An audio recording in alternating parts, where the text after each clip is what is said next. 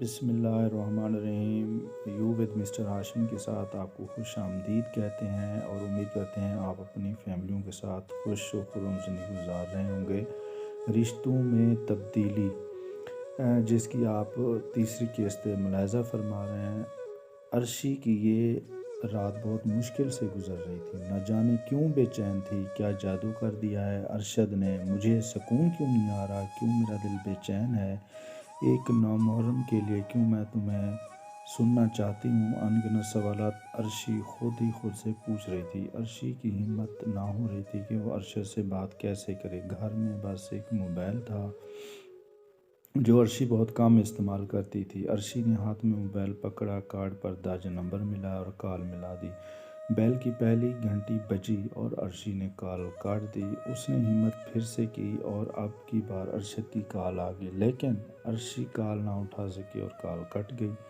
अब की बार अर्शी ने फिर से कॉल मिलाई। इस बार बिना देर किए कॉल दूसरी तरफ से अटेंड हो चुकी थी। हेलो, कौन? हेलो। अर्शी को ऐसी चुप लगी कि एक लफ्ज़ मुंह से ना निकला और मोबाइल बंद करके सो गई। सुबह जागते ही सबसे पहला ख्याल अरशद का आया। मोबाइल ऑन करने पर मैसेज पढ़कर खुशी और हैरानगी भी हुई। मैं जानता हूँ आप अर्शी हैं। मेरी आवाज़ इतनी भी बुरी नहीं थी कि आप बोली तक नहीं। मैं 8 बजे आपका बस स्टॉप पर इंतज़ार करूँगा। अर्शी आज वक्त से पहले ही बस स्टॉप पर पहुँच गई थी। अरशद देर से आया था। अर्शी गुस्से की हालत में थी, लेकिन कोई बात नहीं की और सीधी अरशद की गाड़ी में बैठ गई। अरशद ने रोमांटिक सॉन्ग प्ले कर दिया।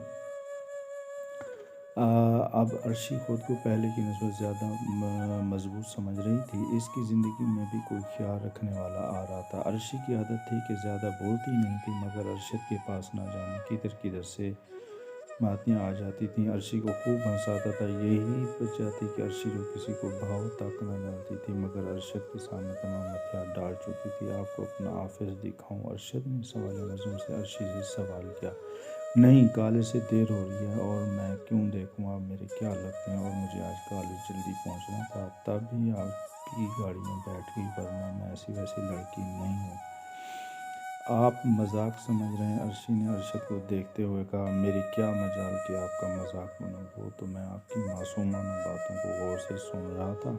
अच्छा अच्छा, बस करें, कॉलेज आ गया है। रोकी गाड़ी, अरशद ने बुलाता फिर गाड़ी रोकी और अगली बार मिलने का पूछा तो अर्शी ने कहा, रोज़ मिलना ज़रूरी नहीं और वैसे भी रोज़ आने जाने से इज़्ज़त कम हो जाती है, ऐसा मेरी अम्मी कहती हैं। और गाड़ी से उतर कर कॉलेज चली गई।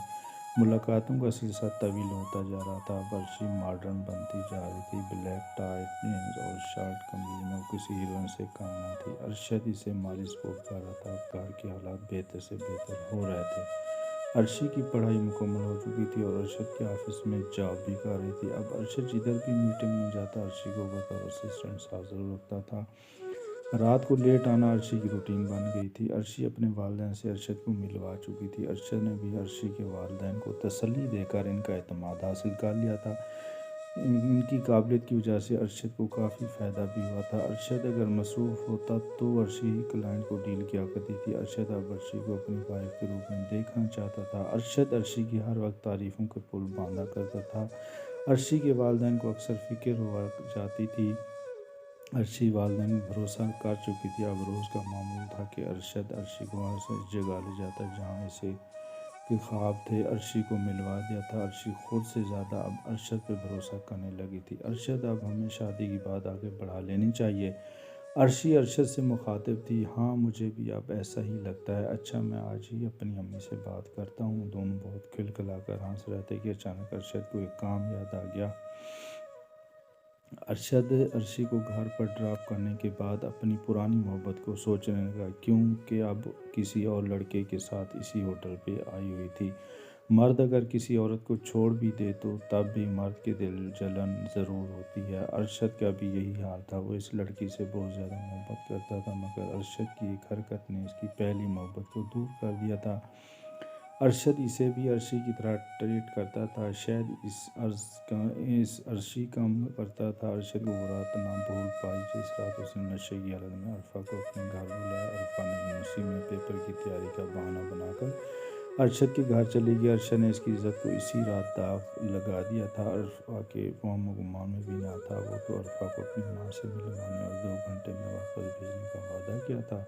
मगर ना तो अरशद ने इसके वापस जाने दिया और ना ही अरशद की वालदा घर पर थी। अरशद ने बड़ी बेरहमी और नशे की हालत में अरफा को हवस का निशाना बनाया था। अब अरफा खुद को कोस रही थी। अरशद ने नींद बहन हालत में अरफा को छोड़कर बाहर जा चुका था। एक लम्हा भी ख्याल न आया। अरफा भी एक मिडिल क्लास तबका से थी। अरशद कैसा है? अर्शी चालाक नहीं थी और अरशद को भी ऐसी ही लड़की तलाश रहती थी। अब अर्शी के वालिदैन ने अर्शी की शादी की बात चला दी। अर्शी सिर्फ अरशद की होना चाहती थी।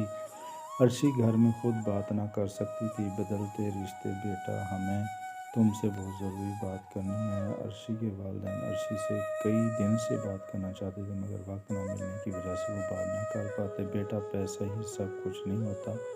हमें ऐसा पैसा नहीं चाहिए जो हमारी बेटी से हमें दूर कर दो। अर्शी गर्दन झुकाए वालिद की बात सुन रही थी और बाप की आंखों में आंसू साफ नजर आ रहे थे। बाबा, आप रो रहे हैं? इसके वालिद की आवाज़ में नरमी, इस कदर नरमी और जज्बात शामिल थे कि अर्शी इन्हें गले लगाकर चुप कराते हुए खुद भी रो पड़ी। बाबा, आपको पता है आपकी बेटी बहुत काम करती है, बहुत मेहनत वाली है। हाँ, हमारी बेटी दुनिया की सबसे अच्छी बेटी है।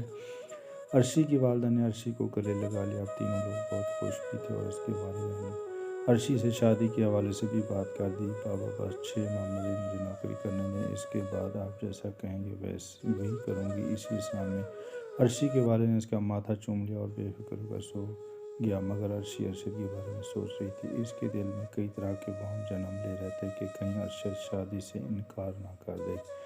जारी है। मेरी वीडियो अच्छी लगे तो इसको काइंडली सब्सक्राइब कर दीजिएगा, लाइक और कमेंट भी कीजिए। इंशाल्लाह नेक्स्ट वीडियो में मिलेंगे। अल्लाह हाफिज़।